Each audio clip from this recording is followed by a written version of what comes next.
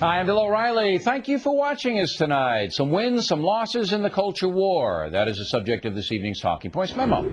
While on vacation last week, I cheered the Simpson victory from afar and the return of Christmas to most retail stores in America. Both are big wins for Americans who believe this country stands for what's right and promotes positive things like Christmas, a federal holiday that encourages goodwill toward all people.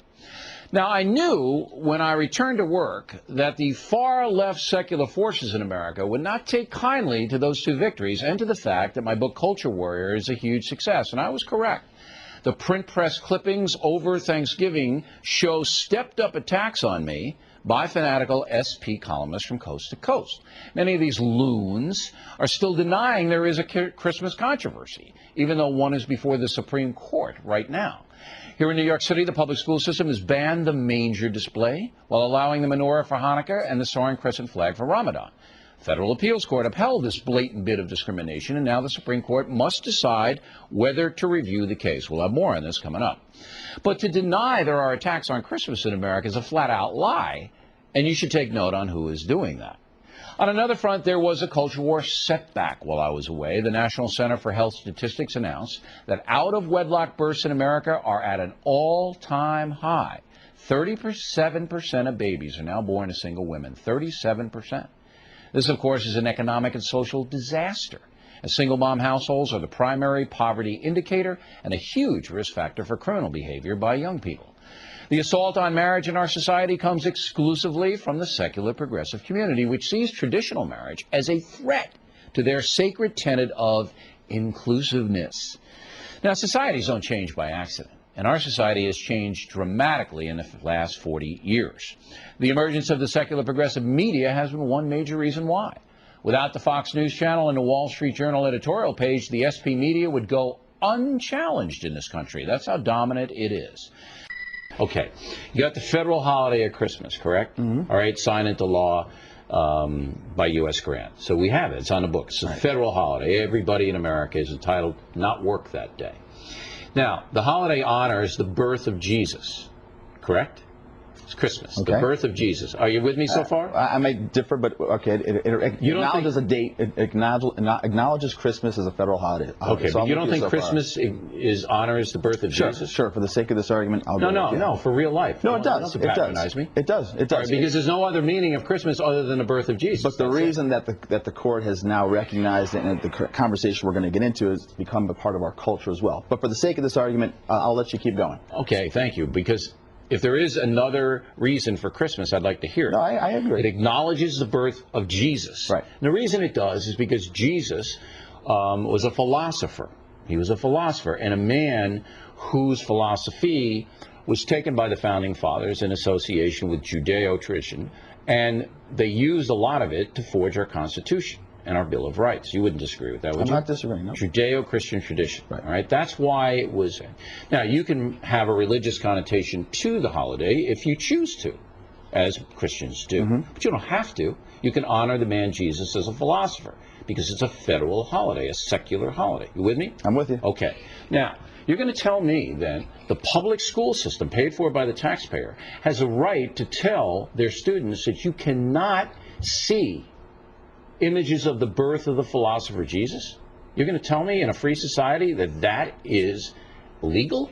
Okay, what I'm going to tell you is that every town and municipality in this country now has the duty of balancing the different cultures that we have and our desire to celebrate our cultures during the holiday season. And the way they've come up with it is there's a realm of constitutionality. And the system and the policy that the New York City school system has come up with, that you can display a menorah, the crescent star, and a Christmas tree or Santa Claus, that's parity, that's fair. It doesn't promote one over the other. But Santa Claus comes from Europe. That's a secular sign from Europe, okay? Right. The Christmas tree comes from Germany, or comes from Germany. But where is it today? I mean, where are those signs symbols? The holiday that was signed into law honors the birth of Jesus. And, right. and the public school system in New York has said, we will not allow a display of that holiday in our schools. But that's not the issue. Blatantly unconstitutional. Sure it is. The manger is not a purely religious symbol either.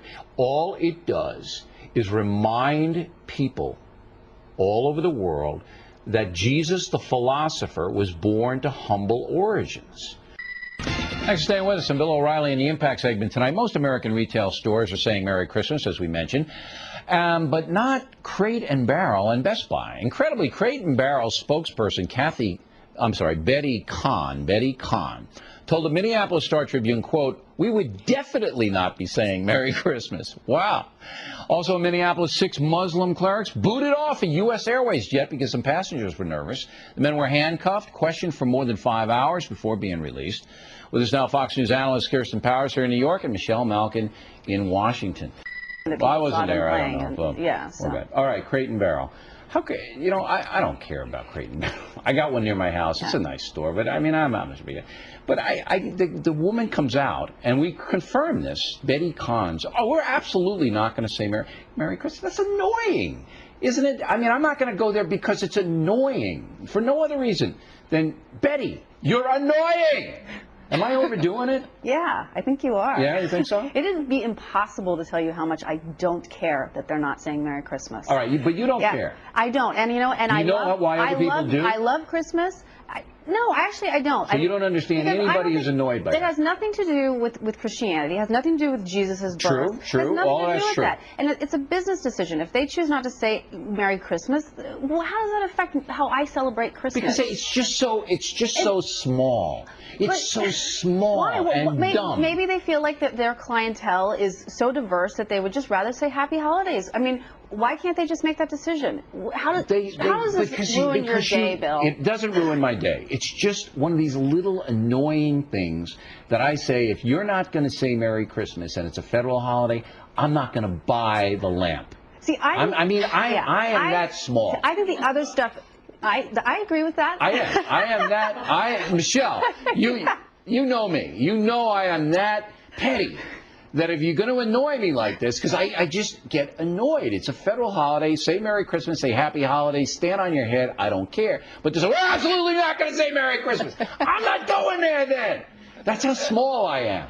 Am I wrong? Well, look, on my aggravatometer, it's about a 2. On yours, it sounds like it's about a 6, with 10 being total eye-popping outrage. But, yes, so you're not going to buy any crates or barrels, and, right. I think it's, Isn't it dumb? That you feel that way? No. Yes. No, isn't it dumb for a spokesman of a major company where 80% of the country's Christian and 90% celebrates Christmas? Isn't it dumb, Michelle, to come out and say, absolutely not going to say that? It probably is, but Thank you. Michelle's you have to up. look. Yes, I am. You have to look at the clientele of a Crate and Barrel. Do you shop there? I don't shop there. Who shops there? Kirsten? I do sometimes. You don't strike me as Crate and Barrel. I have some Crate and Barrel stuff. Maybe the imams who got thrown off the plane check. Well, there you go. All right. I bet you they wouldn't get handcuffed in Crate and Barrel if they started chanting stuff. Probably not. All right, ladies. Maybe I'm wrong. Thank you.